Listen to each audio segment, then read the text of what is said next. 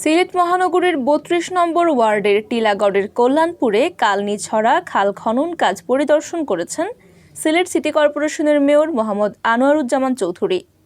বৃহস্পতিবার ২৩ নভেম্বর দুপুরে স্থানীয় কাউন্সিলর ও সিসিকের কর্মকর্তাদের নিয়ে তিনি খাল খনন কাজ পরিদর্শন করেন।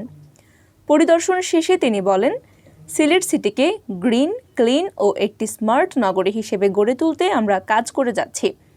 তার জন্য একটু বৃষ্টি হলেই যাতে শহর ডুবে না যায় সে লক্ষ্যেই আমাদের খালগুলোকে দখলমুক্ত করে খনন করতে হবে।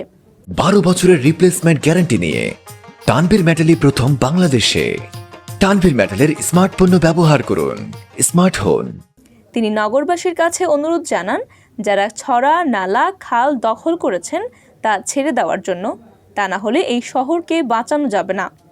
তিনি আরও বলেন, সবার সম্মিলিত প্রচেষ্টায় এই নগরীকে একটি বাসযোগ্য সুন্দর নগরী হিসেবে গড়ে তুলতে হবে।